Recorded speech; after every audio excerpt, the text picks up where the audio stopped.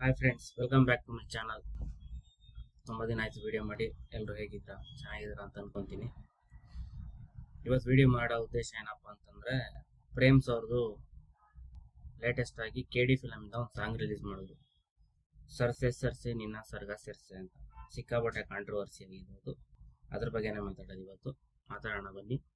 ವಿಷಯ ಏನಪ್ಪ ಅಂತಂದರೆ, ಪ್ರೇಮ್ ಅವ್ರು ಯಾವ ಫಿಲಮ್ ಮಾಡಿದ್ರು ಕಾಂಟ್ರವರ್ಸಿಯಿಂದನೇ ನ್ಯೂಸಿಗೆ ಬರೋದವರು.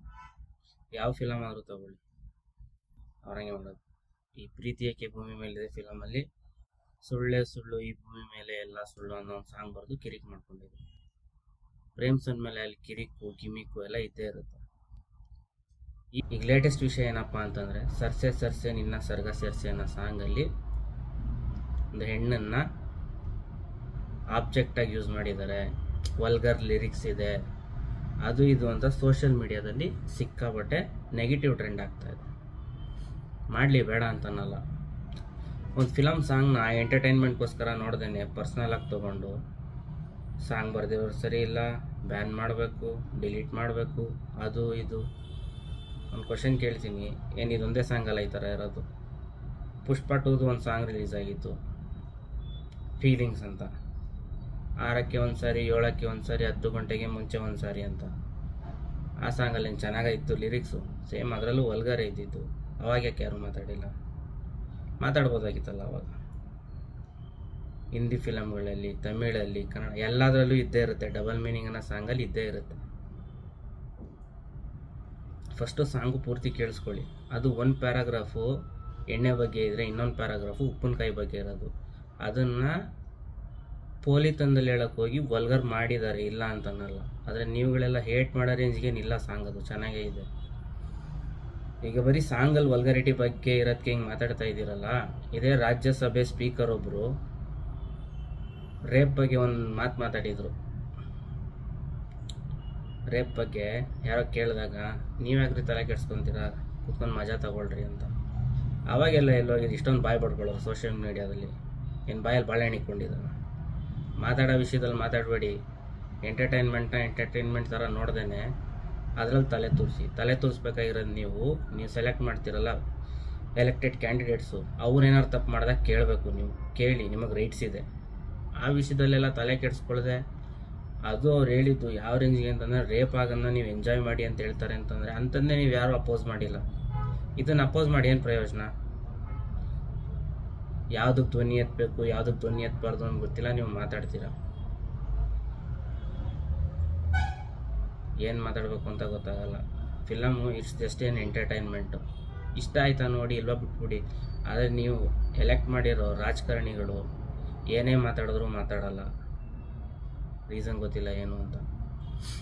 ಸೊ ವಿಷಯ ಇದೆ ಫ್ರೆಂಡ್ಸ್. ಸಾಂಗ್ ಏನೋ ಚೆನ್ನಾಗಿದೆ, ನಿಮ್ಗೆ ಹೆಂಗೆ ಅನ್ನಿಸ್ತು ನೋಡಿದರೆ ಕಮೆಂಟ್ ಮಾಡಿ.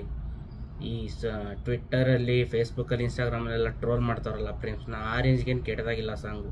ಇದಕ್ಕಿನ್ನ ತುಂಬ ಸಾಂಗ್ಗಳಿದ್ದಾವೆ ಡಬಲ್ ಮೀನಿಂಗ್ ಇರೋದು. ರವಿಚಂದ್ರನ್ ಅವ್ರದ್ದು ಫಸ್ಟ್ ಫಿಲಮ್ ಪ್ರೇಮಲೋಕ ಹೀರೋ ಆಗಿ, ಅದರಲ್ಲಿ ಇದೆಯಲ್ಲ, ಈ ಗಂಗು ಈ ಬೈಕ್ ಕಲಿಸಿ ಕೊಡು ನಂಗು ಅಂತ, ಅದರಲ್ಲೂ ವಲ್ಗರ್ ಲಿರಿಕ್ಸೇ ಇರೋದು. ಎಮ್ಮೋ ನೋಡಬಾರ್ದನ್ನ ನಾನು ನೋಡಿದೆ, ಅದರಲ್ಲೂ ವಲ್ಗರ್ ಲಿರಿಕ್ಸೇ ಇರೋದು. ಅಲ್ಲಿ ಹೆಣ್ಣನ್ನು ಆಬ್ಜೆಕ್ಟಿಫೈ ಮಾಡಿದ್ರು, ಅದು ಇದು ಏಂತಕ್ಕದೆಲ್ಲ. ಅದು ಹಿಂದಿಲಿ ಸಿಕ್ಕಾಬಿಟ್ಟರೆ ಟ್ರೋಲ್ ಮಾಡ್ತಾರೆ, ಅಶ್ಲೀಲವಾಗಿದೆ. ಅದು ಕನ್ನಡ ಫಿಲಮ್ ಇಂಡಸ್ಟ್ರಿಯಿಂದ ಬಂದಿರೋದು. ಭೋಜ್ಪುರಿ ಸಾಂಗ್ ಥರ ಇದೆ. ಹಿಂದಿಲೇನು ಕಮ್ಮಿ ಸಾಂಗ್ಗಳಿಲ್ವಾ? ಚೋಲಿ ಕೆ ಪೀಚೆ ಕ್ಯಾ ಹೇ, ಚುನರಿ ಕೆ ನೀಚೆ ಕ್ಯಾ ಹೇ. ಸ್ಟಾರ್ಟಿಂಗ್ ಲೈನ್ಗಳನ್ನ ಕೇಳ್ಬಿಟ್ಟು ಒಂದು ಸಾಂಗು ಇದಕ್ಕೋಸ್ಕರನೇ ಮಾಡಿರೋದನ್ನ ಡಿಸೈಡ್ ಆಗೋದಲ್ಲ. ಕೇಳಿಸ್ಕೊಬೇಕು ಫುಲ್ಲು, ಏನನ್ನು ಆಬ್ಜೆಕ್ಟಿಫೈ ಮಾಡ್ತಾವ್ರೆ ಅಂತ. ಸರ್ಸೆ ಸರ್ಸೆ ನಿನ್ನ ಸೆರಗ ಸರ್ಸೆ ಸಾಂಗಲ್ಲಿ ಎಣ್ಣೆ ಮತ್ತು ಉಪ್ಪಿನಕಾಯಿ ಇದನ್ನು ಆಬ್ಜೆಕ್ಟಿಫೈ ಮಾಡಿರೋದು. ಲಿರಿಕ್ಸ್ ತಪ್ಪಿದೆ. ಯಾವುದು? ಸರ್ಸೆ ಸರ್ಸೆ ನಿನ್ನ ಸೆರಗ ಸರ್ಸೆ. ಅದನ್ನು ರೀಪ್ಲೇಸ್ ಮಾಡ್ಬೋದಾಗಿತ್ತು, ಮಾಡ್ತಾರೋ ಏನೋ ಗೊತ್ತಿಲ್ಲ, ಅದರ ಅವಶ್ಯಕತೆ ಇರಲಿಲ್ಲ. ಮಿಕ್ಕಿದ ಲೈನೆಲ್ಲ ನೀವುಗಳೆಲ್ಲ ದೊಡ್ಡದಾಗಿ ಸೋಷಿಯಲ್ ಮೀಡಿಯಾದಲ್ಲಿ ಸ್ಟ್ರೈಕ್ ಮಾಡ್ತಾ ಇದ್ದೀರಲ್ಲ, ಅಷ್ಟೊಂದೇನು ಕೆಟ್ಟದಾಗಿಲ್ಲ ಅದು.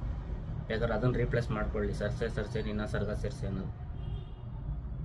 ನಿಮ್ಮ ಪ್ರೇಮ್ಸ್ ಅವ್ರದ್ದು ಇದೇ ಇನ್ನೊಂದು ಸಾಂಗ್ ಇತ್ತು, ಕೇಳಿದಿರೋ ಇಲ್ವಾ ಗೊತ್ತಿಲ್ಲ. ಪ್ರೇಮ್ ಅಡ್ಡ ಫಿಲಮ್ದು ಮೇಲ್ಕೋಟೆ ಹುಡುಗಿ ಒಬ್ಳು, ಅದ್ರ ಲಿರಿಕ್ಸ್ ಕೇಳ್ಬಿಟ್ರೆ ನೀವು ಅರ್ಥ ಆದವ್ರಿಗೆ ಗೊತ್ತಿರುತ್ತೆ ಏನು ಲಿರಿಕ್ಸ್ ಅದು ಅಂತ. ಅದು ಅದೇ ಫಿಲಮಲ್ಲಿ ಇನ್ನೊಂದು ಬಸಂತಿ ಬಾ, ಅದರಲ್ಲೂ ಹಂಗೆ ಇರೋದು. 100 ಬಾಯ್ ಫ್ರೆಂಡ್ಸು 6 ಹಸ್ಬೆಂಡ್ಸು ಓಡಿ ಹೋಗೋರೆ, ನಾನೇನು ಮಾಡಲಿ? ಯಾರಿಗಿರ್ತಾರೆ 100 ಜನ ಬಾಯ್ ಫ್ರೆಂಡ್ಸು 6 ಜನ ಹಸ್ಬೆಂಡ್ಸು? ಎಂಟರ್ಟೈನ್ಮೆಂಟ್ ಈಸ್ ಎಂಟರ್ಟೈನ್ಮೆಂಟ್ ಅಷ್ಟೇ.